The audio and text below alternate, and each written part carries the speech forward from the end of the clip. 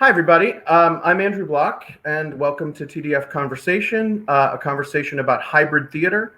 My background behind me is a cluttered bookshelf with various theater books and Muppet artifacts and plants. And I am a white male with glasses coming to you today.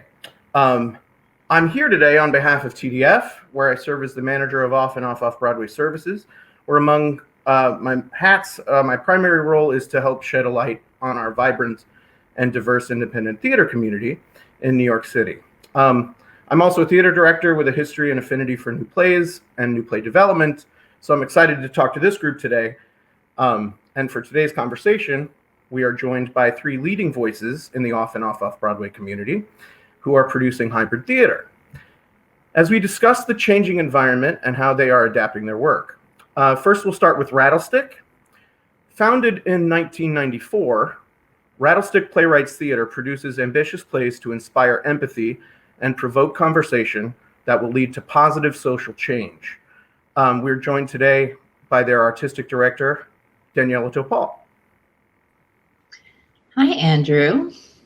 It's nice to be in this dialogue with all of you. I am a white woman in her 40s.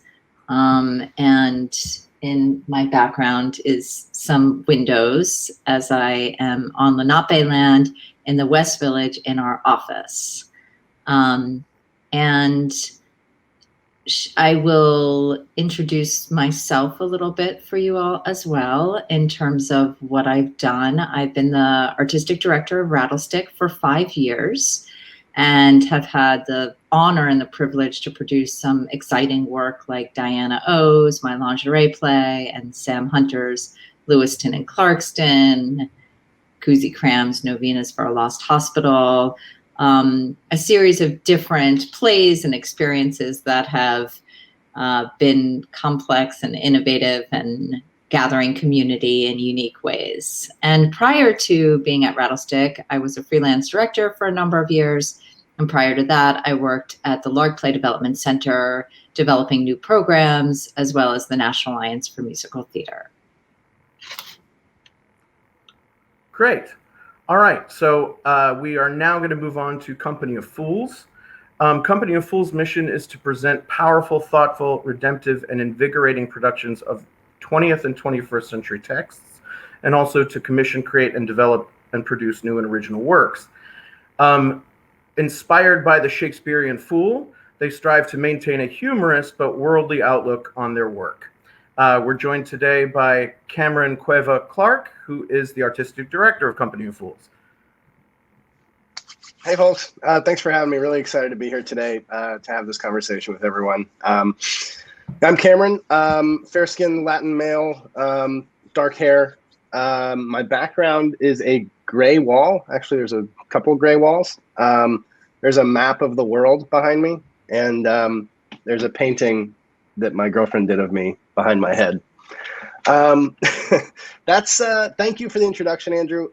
Yeah, I've been the artistic director of Company of Fools for 5 years now. We're in our 5th season of contemporary work. And that's been my New York City journey so far. I've been doing some freelance stuff here and there, and I have a background in Shakespeare, but predominantly Company of Fools has been my life. Great. And finally, we are joined by Frigid New York. Frigid provides both emerging and established artists the opportunity to create and produce original work without limit to content, form, or style, and to amplify their diverse voices. Through an array of monthly programming, main stage productions, artistic residencies, and 7 annual theater festivals, they are all housed in 2 spaces, the Crane and Under St. Mark's, and they are joyfully led by managing artistic director Erez Ziv, who has been producing with Frigid for over 20 years. Yeah, this is going to be our 24th season that we're starting in September. I've been here from the beginning. We do, on an average year, we do about 1,000 performances in a season. This year has not been average. But it's been a very interesting year, and I'm looking forward to to seeing what happens from here. Yeah. Well, that's a good place to start, because I know that in many ways this past year has been seen its share of turmoil and darkness, but we kind of want to talk about all the good things that's going on. And one of those things is we've seen a lot of signals of change, and with so much in our community changing so rapidly and so boldly around us, including this week's announcement from Actors Equity Association that's built on breaking down certain barriers to join the union, amongst many other things that are going on at this time. Can you describe what excites you about creating work in this period? Danielle, let's start with you. I think artists are very hungry to be making work and sharing work. There's something about having to be, removed from making work for so long and finding unique ways to do it virtually, which artists have been very innovative about doing. But now to be able to actually come into live experience again and really explore what that is. And this time has been a very critical time for people to consider what they value and how they treat what and who they value. And so I think the soul searching has created such a fertile ground for artists to engage and audiences to lean in. For example, on Monday was our first rehearsal for Ni Mi Madre, the show we're doing in August. And the artists had just been on a retreat together. And as we sat at that first rehearsal and some of the designers were streaming in, it really felt like a post-pandemic first rehearsal. And there was just a sense of, this is familiar, but yet we've never, ever done this before. And it was incredibly exciting to begin anew and to build from a map that we're creating and that is unknown. Great. Erez, can you talk a little bit about how you and Frigid are seizing the moment? So we stopped dead in our tracks like everybody else on March 15th of last year. And we had shows back up and running 2 weeks after that. On Zoom and then on StreamYard, and we've been kind of trying to figure out what to do when you can't do what you've always done. And now that we can finally do what we've always done, it's been very interesting to figure out ways to marry that to what we invented doing in the past year. It's been, work hasn't been this interesting in a long time, to be quite honest. Do you find that you're getting, do you find that your artists and your audiences are coming back? I know you guys have a ton of programming all throughout the season, all throughout the year, at any given time. So do you find that they're all kind of clamoring to come back, or is there maybe some fear and reticence? Or yes, there are the ones that, like, we opened April 1st. We did the first show in New York City that had an audience, a paying audience, and a performer, paid performer, on stage at the same time. That was April 2nd. We sold only 28 seats here, which was a sellout capacity in our 33% capacity 99-seat theater. But we sold almost 600 tickets online to that performance. And they haven't all been that, like, that's an outlier. We haven't sold that many tickets online to other shows, but we've been selling tickets to people that want to join us, but still don't feel comfortable enough.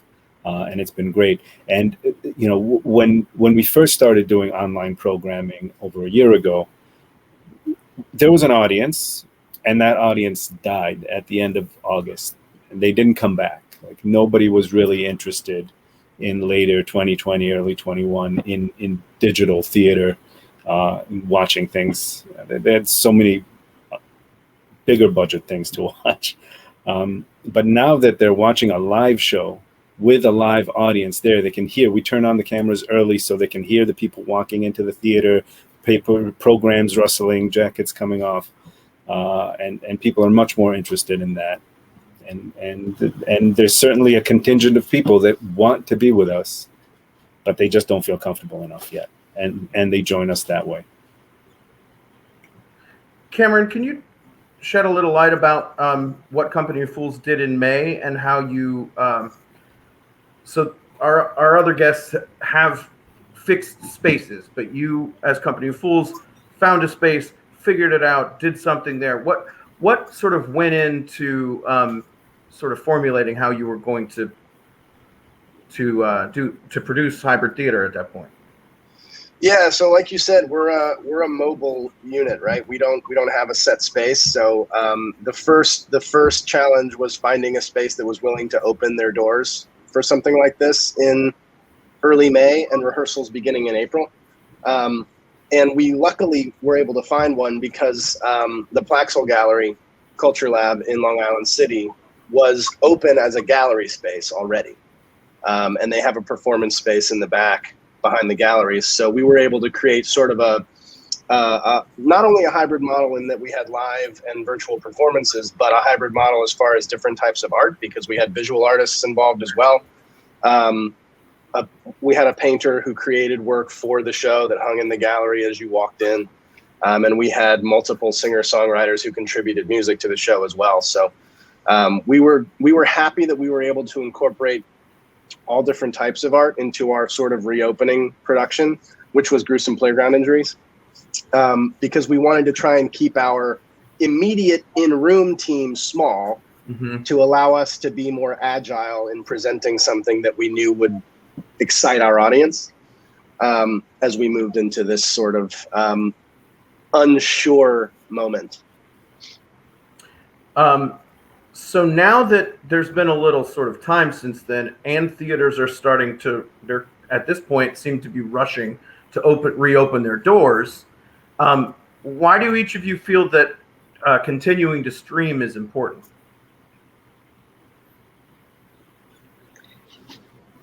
I mean, we want to create situations where people can access the work even if they're not able to physically be in the space. I think the lemonade out of this very lemony time that we've all been through is helping us understand that the campfire can actually hold a community that is participating virtually in the campfire experience as well. And so to turn around and shut that off would be very upsetting, I think, for a community that we've really gotten to know over this past year and a half, from families of artists who live all around the world who want to access the work to, audiences who have various connections to Rattlestick or not at all, or just curious about the subject matter and all those things. So I think being able to say, no, it actually accessing work for theater in a virtual way feels pretty essential for the work to have the kind of reach and impact that it really deserves. And I think that is a gift that we can just make an additive experience for people without detracting for those that can experience it live. For us, I imagine it's something similar for both of you as well, Cameron and Erez, but with our agreement with Equity, we can only sell the amount of seats per our contract. So we only have 99 seats. So we're making a decision that 2/3 of the seats are live and 1/3 are virtual for every performance. That's just the way it goes. I wish we could sell an unlimited amount virtually and live as well, only the seats that we have. But we're just making a commitment. 2/3 will be live and 1/3 will be virtual, and it will be a big test, and we'll learn through the first show and adjust as we need to. And Equity has agreed to that officially and formally? Yeah, that is part of our contract with them. That you're going to stream and that's okay? Yeah, it's all part, as long as we don't sell more seats than the total seats that we have under our contract, be it some seats experienced live or some seats experienced virtual, then that's all fine. It all exists under the contract. I think their concern is you start selling all of these seats virtually, in addition to the live seats that you have. Yeah. I think for us, we lost a lot of our artists. They're gone. They're not in the city anymore. They moved back to wherever they came from or to new places, and they can join us now. We have an open mic that we do here every week, and people join from the screen. They log in, and we project them on the big screen in front of everybody in the house. It's fun. It's wonderful. We have a Shakespeare festival that opens tonight, and one of the performances is a matinee in Tasmania, but it's a 10 p.m. show here in New York, and it's happening at the same time. It's a lot of fun to play with this new stuff, and most importantly, we have all this tech equipment now, and why stop using it? There are people that can come to our venues now that haven't been able to in the past. We're in very old venues that are not accessible, and now there's people who can't physically make it into the space that can come and see our shows. I know you and I have talked for years about how to crack that nut of getting people with mobility issues or at the Crane, and I know Rattlestick also. There's some accessibility issues there, and now it's exciting because you guys can open it up to a whole new group of people. Cameron, can you talk a little bit about what was the value of when you guys were streaming Gruesome Playground Injuries? Did you do it as a live stream, or did you do it as something that you recorded, showed later? What was the value of what you were doing, and how will you sort of continue to do that as you're choosing your work? Yeah, so our streamed productions were pre-recorded. We pre-recorded the show during one of the final dress rehearsals and then broadcast it at the time of the performance each night. And that was per our contract with the publisher that allowed us to do that. We couldn't run any performances virtually after our end date for the show. So we couldn't allow anyone after the live end date to view the performance later. But we found it really successful. We sold more virtual tickets than we did in-person tickets, which didn't surprise us. But I was personally surprised by the fact that a lot of folks were willing to pay as much for a virtual ticket as they were for an in-person ticket. And that was because these were people who already weren't going to be able to come to the show, like Daniela said. I mean, my brother has never been able to see any of my work because he lives in Nashville and has a job, so he can't just fly to New York. But he was able to see this show twice because of the virtual component. So it's been really exciting for us to be able to broaden our audience in that way, and also to frankly broaden our pool of artists, because like Erez was saying, we were able to engage during the pandemic with artists from all around the world. We hosted a series of original play readings over Zoom, and we had a lot of interest. We had hundreds of artists who emailed us to be a part of them, and that was really exciting too, because now we have this huge list of artists who want to work, like we were talking about before, and that's really cool to be able to leverage too. I love, Cameron, that when you go to the Company of Fools website, the website boldly claims "Dare to fail gloriously," in big, bold writing that's larger than the actual name of the company on the face, right? Can you describe what that actually means a little bit, and specifically how it may connect to some of the challenges or successes that you had when doing that hybrid show and sort of building a roadmap to do that without a whole lot of rules in place? Yeah, I mean, I think that's kind of what the motto speaks to is the willingness to bend the rules and the willingness to fail.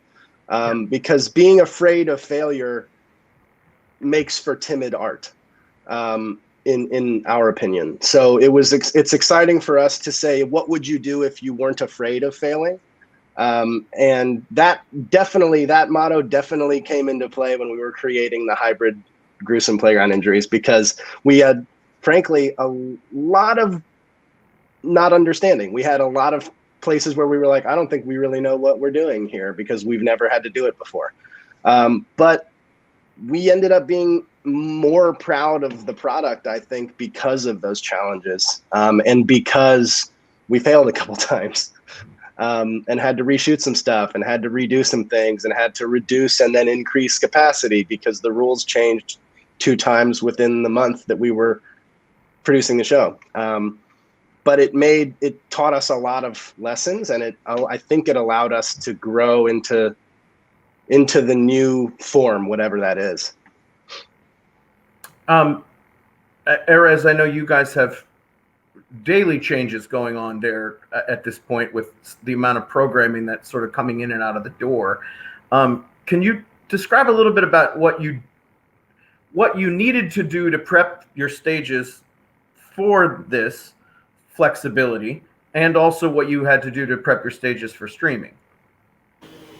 Do you hear the big noise going on outside, or is it just me? I don't. Oh, great. So on East 4th Street, there's a... Yeah. So we did a lot of work in the space to make them fit. Like first, we had to turn them into recording studios, which is basically a television studio inside a theater. Because for over a year, we had things happening in the space without an audience at all. So we had cameras set out on the floor, 3 cameras in each space. We got a wonderful new little board, an ISO, which allowed us to mix the video streams on the fly. It's a really good video console and very affordable. We bought 6 matching cameras so that in each theater we could have 3 cameras that actually match. We could switch from one to the other and it wouldn't change the look of what we're doing. We hung microphones from the ceiling in both spaces, so now they can pick up the actors much better over the stage and over the audience, because now that we're inviting people in to see live shows, for them to hear the audience is very important. I was curious how that would affect the show before it happened, and it turned out exactly the way I expected. It feeds the energy. Like the cast, we had a lot of shows happening without an audience, and it's hard for performers who are used to theater to work without an audience. And a lot, it was visible seeing them over the course of the year improve at doing this, at performing, especially the comics, at performing to a silent camera instead of a live room. But now we have the best of both worlds. We have the recording capability, and we have both audio and sound, and we have the energy of the audience inside the theater, and that's wonderful. The seats we had to redesign so many times over the course of the last few months, because we opened at 33% capacity, then we increased capacity, and we were sitting in pods at first, and then we ended up killing the pods, and now you just space yourself out in a room that has more seats than we sell. It's been an interesting journey. The 100% capacity, I'm gonna let Broadway do that first. We opened first. We took a lot of headwinds on how to open. We didn't have any rules. They didn't give us rules. Right. April 2nd opening, we got rules for operating on April 1st, which is ridiculous. And for the May 19th opening, official rules came out on May 21st. So it's really insane how this was handled. And the 100% capacity, I'm going to let Broadway figure that out before we go back to that. Yeah. To that, Daniela, you guys are, it seems as though you've given yourselves some lead time on prepping, but what are you guys doing now to prep the stages at Rattlestick for streaming and for everything else? Yeah, we're working with a film team that's going to be coming in to do the streaming. So we're, the big question that we had as the designers were designing this show is, are they designing it for a live audience? Are they designing it for a streaming audience? Are they designing it for both? And how do you do that? I'm sure as you have dealt with this with your designers as well. And so we ended up sort of saying, let's design it for the live experience. And then as we're going through tech, we'll see how this is reading in the streaming experience and make sure that this will be valuable and worthwhile and have its artistic aesthetic that's necessary. So that we helped resolve that. So we're bringing in gear specifically for the streaming process. And in terms of prepping the space, it was like HVAC, filled the right HVAC filters. We have a dedicated venue production manager who is on site now, and our COVID safety monitor, and developing our whole vaccine policies, which is going to be, I don't know how it is for you, Erez, but for us, it's people will need to show proof of vaccination or a negative COVID test. We have been thinking that masks are optional, but we might shift it into masks being mandatory given everything that's coming up with the new strands of virus. So it's ever evolving and trying to communicate as clearly as possible with people. And I don't know. I mean, we start previews August 14th. So I'm sure there are things like Cameron that we haven't thought about, and we'll just try to hold ourselves and with grace and ask the audience to hold this big experiment with grace as we learn as we go. We're also trying to figure out how to create the translations into Spanish and to Portuguese simultaneously, and how we really do that, or how we prep that in advance. So there's all kinds of other things we're juggling as well. So to that point, Cameron, what did you learn as a result of the production of Gruesome, and then how would you make changes now to what you did then, even just 2 months ago? Oh man, how long do I have? Yeah, I think one of the big, I wanted to address one of the first things that we wish we could have done that we would like to incorporate in the future. And it's an accessibility thing, like we were talking about earlier. Because of our short runway and because we weren't sure of the rules and how we were going to structure our virtual production, we weren't able to caption or live sign any of those virtual shows, which I was disappointed by. Tyler and I had both hoped that we could make that happen, and unfortunately we didn't. In the future, now that we have a little bit of better grasp on what that process is, I'd like to be able to do something like that, because that's sort of the reason I want us to continue to have virtual shows in the first place. So that accessibility is important. And one of the biggest things I think that we learned is how important adaptation is. In any situation, because we, sort of speaking to what Erez said, we opened May 14th. So on May, I guess like May 8th or 10th or something was when things started to come down about, okay, on May 21st, or May 19th, things are going to change. We opened May 14th. And then by the following weekend, we had to change our entire seating arrangement and change the way we were conducting temperature checks and things like that. And because we were renting the space, that was all on us. The space wasn't doing anything to support that, which they're not supposed to. But one of the other big things we learned was that our audiences would be forgiving, honestly.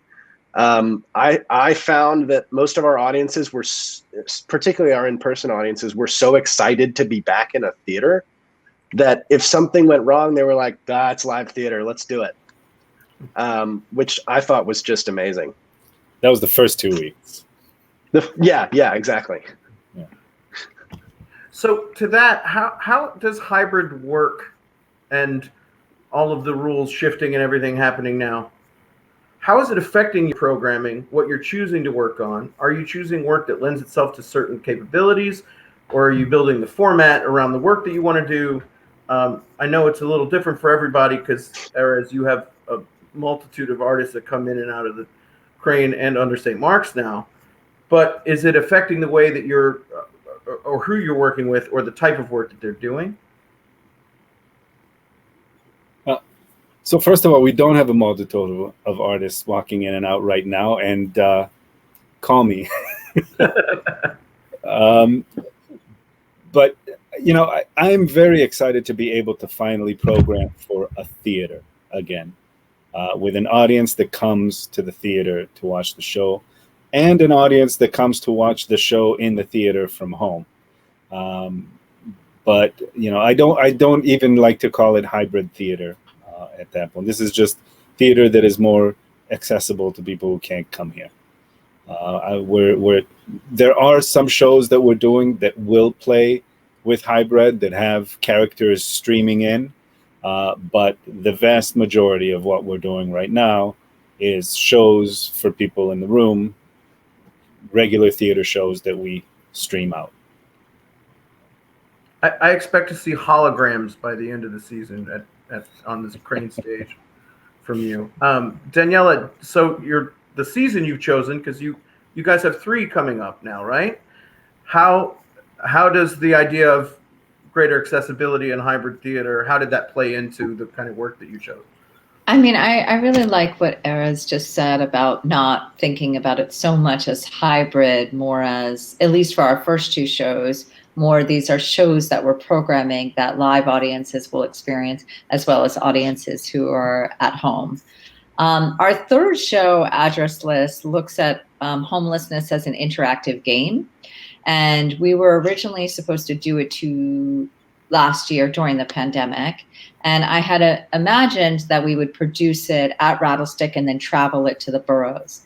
And the lead artist is from Budapest. And so now we're evolving the project where it's all going to be online, where we're going to record scenes in advance, then set up the theater as a studio where the performers will be live, but all audiences will be engaging virtually. And I don't really know what is happening yet.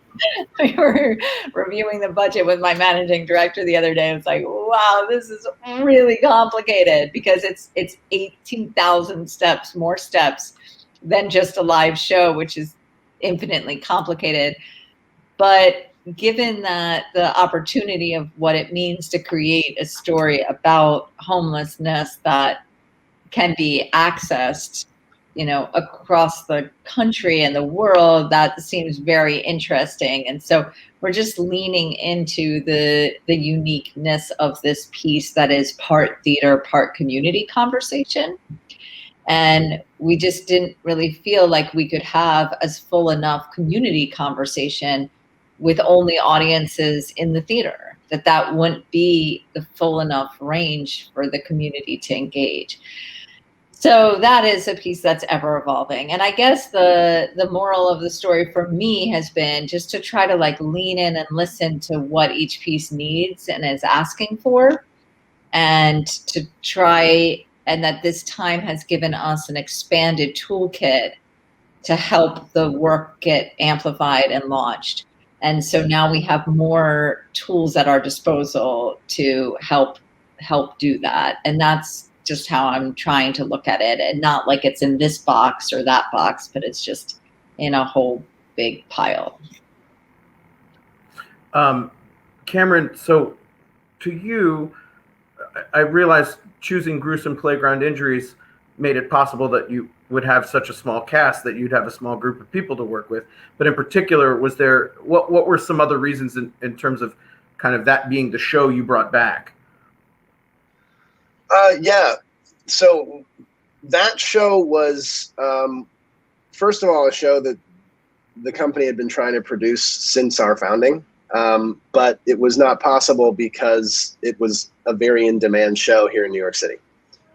So when the pandemic hit, I, on a whim, applied for the rights. And when I got them, I was like, I guess we have to do the show now. So that was honestly a big part of it. And that sort of falls under the dare to fail gloriously thing too, because I didn't expect to get the rights. But when we did, I said, okay, we got to do this now. But the reason we've been wanting to do it is because a bunch of friends and I, who are now integral parts of the company, produced the show 10 years ago. And we wanted to revisit the show now, 10 years later, with the same cast and team, to sort of take a look at time and how it changes things, which is also part of the play itself. And coming on the tail end of the pandemic, we thought it would be a really interesting story to tell about the dynamic between two people over what seemed like a vast amount of time that year that we weren't in the theater. So that was, I think, really well timed, but also that was one of the reasons we chose to do that show in particular. Yeah. So I want everybody to sort of think about the last 18 months and what you all saw out there that was maybe inspiring the way you're working now, or if was favorite virtual fare that you saw out there during that time that from other artists. Yeah. Daniela, what were I really loved American Dreams, Layla Buck's piece that Tamala Woodard worked on as well. It was Working Theater was one of the producers of it. It was just very engaging way of the audience coming together and the storytelling, and it felt incredibly relevant and resonant. And it really got me thinking quite a bit on how we tell stories virtually. So I think that's one that sticks in my mind. In what way? Can you describe what that was?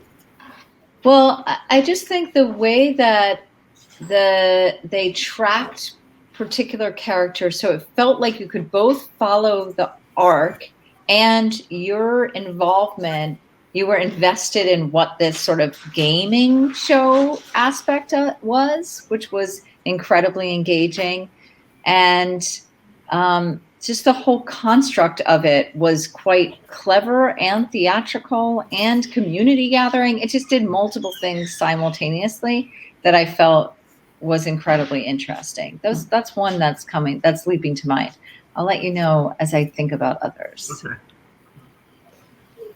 For me, I think one of the artists that inspired me the most during this whole thing has been Peter Michael Moreno. We did a show. We were doing a kids show here, before the pandemic. Show Up Kids, which was a very participatory show. Kids were coming up on stage, and obviously, once the pandemic hit, we knew that wasn't going to be an option. So before everything locked down, like for a long time, like when it's first locked down, Peter and I were trying to figure out how to do the show without all the audience participation, thinking in a few weeks, we'll all be back in the theater and we'll do this just a little bit different and we'll spray things down. And he was amazing. The way he went from a show that has all these things you suddenly can't do to a show that is reconceived, doing some of the things that we used to be able to do and none of the things that we can't do. And then realizing, actually, we can't do any of these things. And the show, he didn't skip a beat, and the show suddenly was online to an audience online. And kids were coming to this show online on Zoom throughout the summer and into the fall. And now we're working on re-envisioning the show back in the theater, not doing some of the things that we now can't do, doing the things that we now can do, and still managing to bring kids into the theater from Zoom if they can't come to us, because obviously this show is for children, most of whom can't even get vaccinated yet. So there will be kids who just won't come to the theater yet. Seeing an artist go through all that and just almost effortlessly, it was wonderful. Yeah, I mean, I, if I could share a little bit, a story about that. I actually was early on working with Peter Michael and also David Carl about how to get, kind of helping guide them get their stuff through, up online. And when Peter Michael Moreno was putting together Show Up Kids for that, he did like a guinea pig audience thing and like put it out there to like friends with kids or whatnot. I called my cousins, I called friends all across the country that I knew that had kids and was like, look, this is an opportunity to like help shape this thing and whatever, right?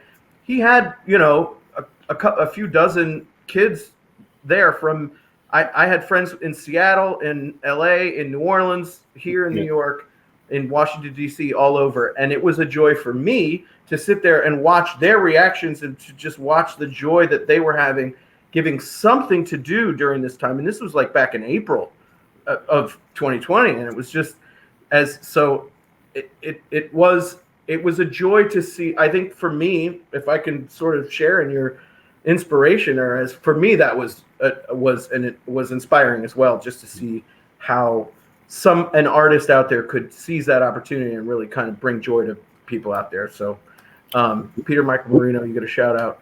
Cameron, what about you? What's that? We even took the downtown. He translated the show into Spanish. Right. Like we've been doing the show in Spanish now. Yeah, I mean, there are a couple individual shows or readings that pop into my mind. One is I forget right now what theater did it, unfortunately, but there was a filmed reading of a play called Polar Bears, Black Boys, and Prairie Fringed Orchids. The playwright is Vincent Terrell Durham, and it was one of the most incredible readings I've ever seen in my life. It was just actors seated at a table, and it was filmed from up in the audience. And it was perfectly suited to, it was June of last year, and it was perfectly suited to everything that was happening at that time, including the isolation. It was an incredible reading. But one of the things I was most excited about over the last year and a half was how quickly theaters all around the world were just like, okay, cool, we're going to do different stuff now. And they adapted fast, surprisingly fast, particularly the larger theaters. I was especially impressed with UK theaters because they just put all their stuff online right away and started producing stuff for virtual fair immediately. It was really impressive.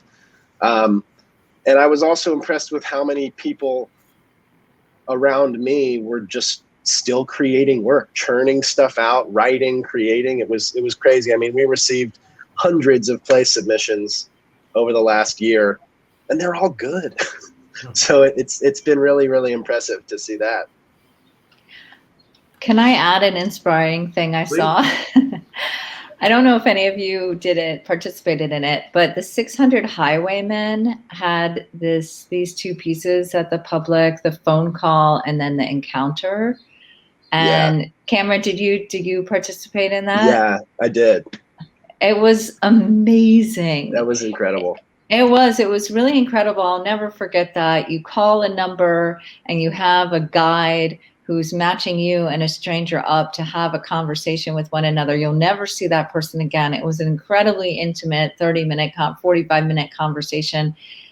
It really just leaned into the isolation that we were in, but also made connections possible. And then they had a second part at the public that I think that part is still going on now, which was incredible to be in the Newman Theater with a stranger staring at them, reading cards together. It was energizing, delightful, surprising, magical. So I'll never, ever forget that. I'll mention another one. This was a fun one.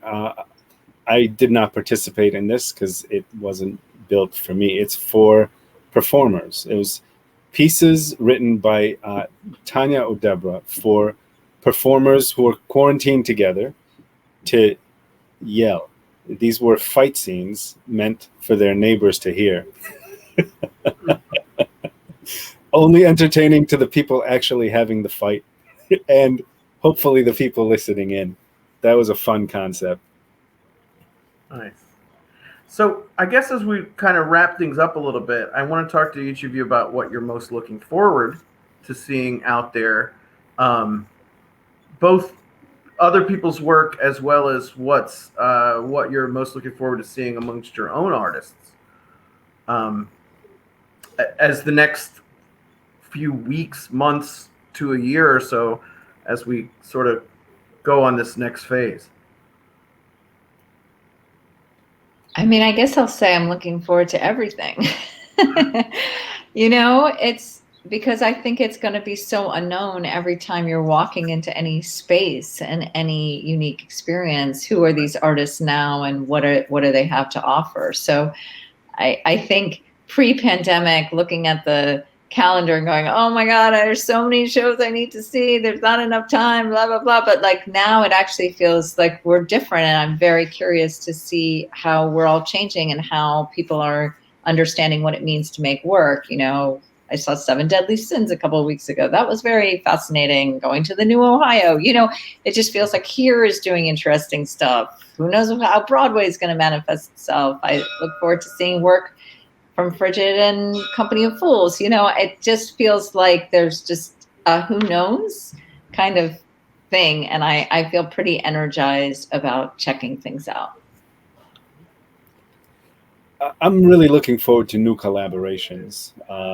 There's a lot of our community lost pieces of itself. We have a group of resident artists that we work with, usually 4 or 5 companies, and not a single one of them has made it through the pandemic with all of its company members still here in the city.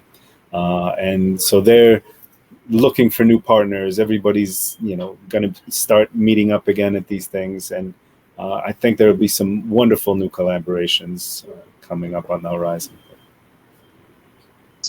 Yeah, I mean, I agree with all of that. I think that's all so exciting. And one of the things that I've been thinking a lot about is because of the agility I think smaller off Broadway companies have, that there's going to be a major kind of, I want to say, grassroots movement, particularly in New York City, where some of the smaller companies are going to be the ones kind of driving the forward charge into what theater is going to become. Right. Into what theater is going to become. I mean, especially if we look at periods directly after traumatic experiences in American history, that's when theater took leaps forward. You look at the 50s where like playwrights were creating crazy stuff. And I'm looking forward to that. I'm looking forward to seeing what people do after we've been so insular for a year and a half. What kind of, frankly, crazy work we're going to be able to do. Do you all think that you're going to continue to stream indefinitely, or is this only for this in-between time, or is this a we'll have to wait and see kind of thing? What do you think? If you could predict the future. I plan to stream forever until, we won't be able to stream showcase productions. I understand that.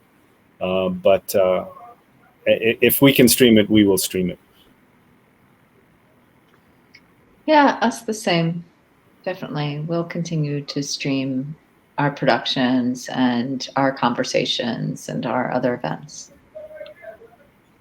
Yeah, I agree. I would love to be able to do it forever. It's all going to depend on how AEA decides to move forward with streaming and how the publishers decide to move forward with streaming, I guess. But we're excited because we're going to be working with a lot of less established and sometimes unpublished playwrights. So having direct relationships with people like that will allow us to do more in that world too. Great. All right, everyone. I think we've had a nice, robust conversation about this stuff. I know that each of you, you guys all have work on the horizon. Daniela, if you want to just give us a plug for the first one, because I know it's coming up. And Erez, I know that you say that you don't have a lot of artists, but at TDF, we do constantly have at least half a dozen shows at either the Crane or under St. Mark's at any given time, which is actually smaller than it was a year and a half ago, but we still have tickets to it. So if there are things out there that you want to, give a shout out to that are coming up, please let everybody know. Daniela, you want to tell us about first show? Sure. So Nimi Madre is written by Arturo Soraya and directed by Danilo Gambini. And Arturo plays his mother, puts on a dress, and he plays his Brazilian mother, who is definitely larger than life. It's very fun and funny and sexy and edgy and provocative. And it's dealing all about immigration and queerness and lineage and all kinds of things. So it's a solo show that he's been writing for about 10 years, and it is his premiere as a playwright that he'll be performing in. And we're just so excited. It was very exhilarating watching him work and develop the piece. So I look forward to folks seeing it. Erez, here's your plug time. We're doing one person Shakespeare's this year. Usually we pick one play and we do it 5 or 6 different ways.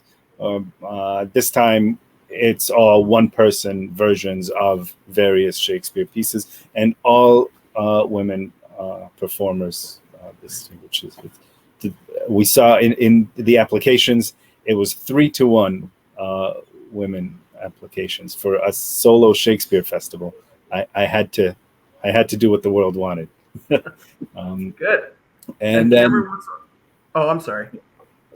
In the fall, we're opening. Our residents are coming back in the fall, and we have a new resident that just moved back to New York this year. El Comanchero is going to be, I think, our first show in September. Something from Abroad is going to be doing their Day with the Dead in November. Yeah. And I know you've got the Fire This Time festival. The Fire This Time back in 2022.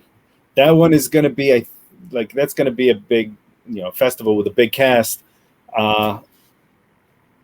We'll see. We'll see. So we still, yeah. And Cameron, what do you guys have on the horizon? Well, I alluded to a bunch of play submissions and young playwrights earlier, and that's what we're working on this fall. We're going to be putting on a series of workshop productions of plays you've never read before. So we're really looking forward to that, and starting to, as a company, move more towards commission-based and new work. Great. So that's it, guys. Just to our audience out there, hopefully look for all of these, all the works from these guys on TDF. Hopefully we will be able to connect audiences to each of these wonderful companies. Thank you all so much, and that concludes today. Thanks, everyone. This was great.